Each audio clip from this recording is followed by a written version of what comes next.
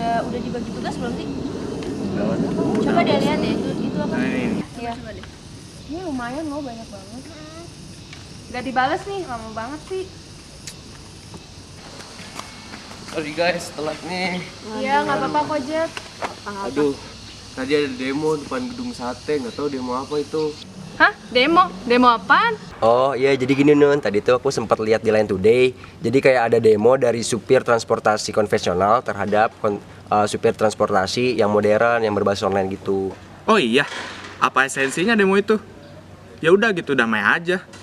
Biar kitanya tenang juga. Ya gimana ya Ki, kayak nggak bisa dipungkirin gitu loh. Soalnya semakin kesini tuh yang transportasi konvensionalnya pendapatannya juga semakin menurun. Jadi pasti mereka ngeluarin suaranya gitulah terhadap semakin berkembangnya transportasi online. Soalnya makin banyak dan berkembang juga sekarang. Tapi kan banyak juga sih alasan yang bikin orang-orang tuh lebih milih transportasi online daripada konvensional. Ya nggak sih? Kalian ngerasa gitu nggak sih? Nah iya sih, menurutku juga gitu. Sebenarnya kalau misalnya transportasi online itu kan apa sih, lebih aman, nyaman, sama lebih praktis sih sebenarnya. Kenapa bisa kayak aman, nyaman, dan lebih praktis gitu? Yang pertama kan aman, ya jelas aman sih, soalnya kan mereka punya server gitu yang bisa ngelacak keberadaan penumpang. Jadi supirnya nggak berani ngapa-ngapain. Terus yang kedua nyaman, ya jelas lebih nyaman dong, soalnya kalau naik angkot lebih panas, sumpah. Terus kalau misalnya naik taksi online nggak harus sempit-sempitan dan ada AC-nya. Terus yang ketiga praktis.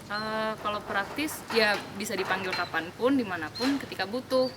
Terus juga mereka nawarin voucher potongan harga, ya kan lumayan. Nah, coba kalian pikir-pikir lagi deh.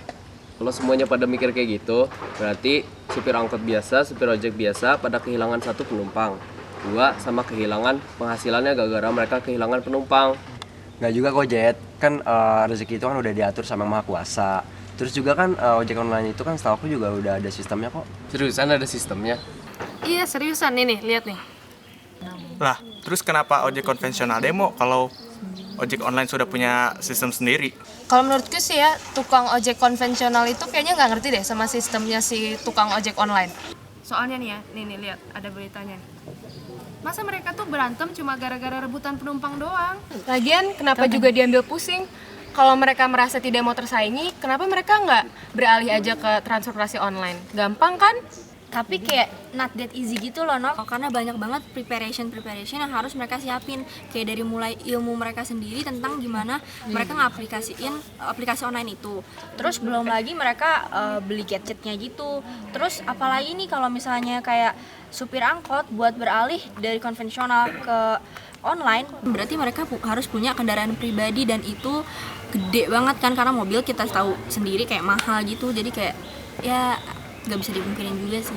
Tapi Nuk, kita kan hidup di zaman teknologi yang sudah sangat berkembang nih. Nah, mau nggak mau mereka juga harus ikut berkembang juga. Dan kalian tahu nggak sih, transportasi online ini penyumbang ekonomi paling besar di Indonesia dalam bidang jasa. Aduh hujan nih, ayo pindah dulu deh. Pindah.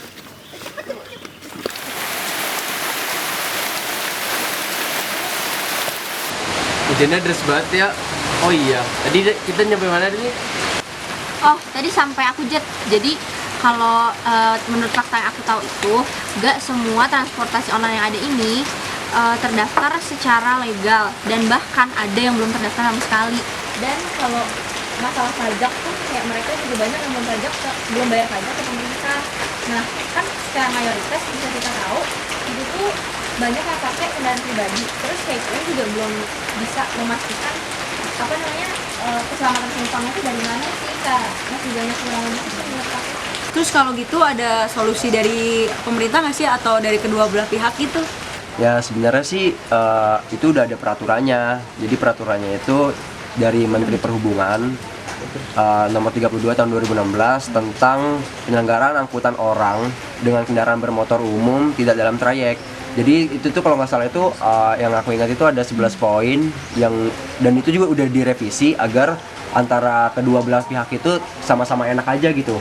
Dan 11 poinnya itu yang aku ingat itu kayak ada tarif, terus ada kuota, ya sejenis itu deh.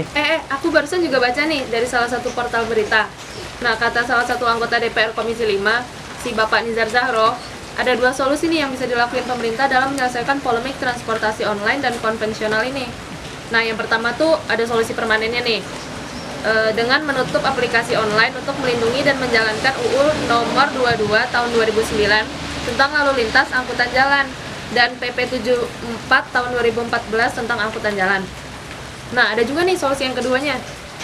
Dengan merevisi regulasi yang mengatur tentang jasa angkutan umum. Kalau pemerintah menyelesaikan permasalahan ini dengan menutup dan menghapus transportasi online, menurut aku itu membuat masalah baru, karena dengan begitu kebijakan ini malah membuat pemerintah tuh jadi menentang kemajuan teknologi.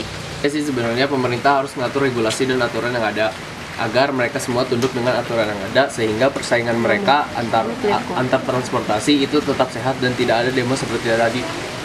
Bagusnya sih kalau misalnya dua pihak itu, yang pihak ojek online sama yang konvensional itu bisa diskusi bareng, terus apa ya, soal jadi nggak merundingin gitu, gimana mereka bisa bersaing secara sehat. Misalnya soal tarif dasarnya, wilayah jelajah atau trayeknya gitu sih kalau menurut aku.